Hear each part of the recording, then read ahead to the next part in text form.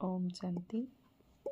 आज 8/12/2024 प्रातः मुरली ओम शांति अव्यक्त बापदादा पुनरावृत्ति 13/2/2003 मधुबन।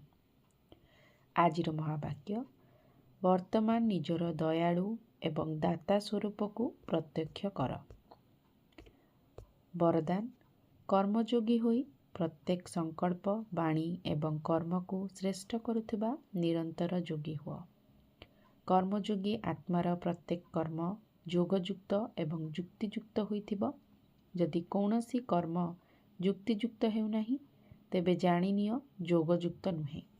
यदि तुमर कर्म साधारण बा व्यर्थ कर्म होई जाउछि तेबे निरंतर योगी कुआजिब नाही। कर्मयोगी अर्थात प्रत्येक सेकेंड प्रत्येक संकल्प प्रत्येक वाणी श्रेष्ठ हेबा दरकार। तेबे श्रेष्ठ कर्मर लक्षण हैला निजे मध्य संतुष्ट एवं अन्य माने मध्य संतुष्ट।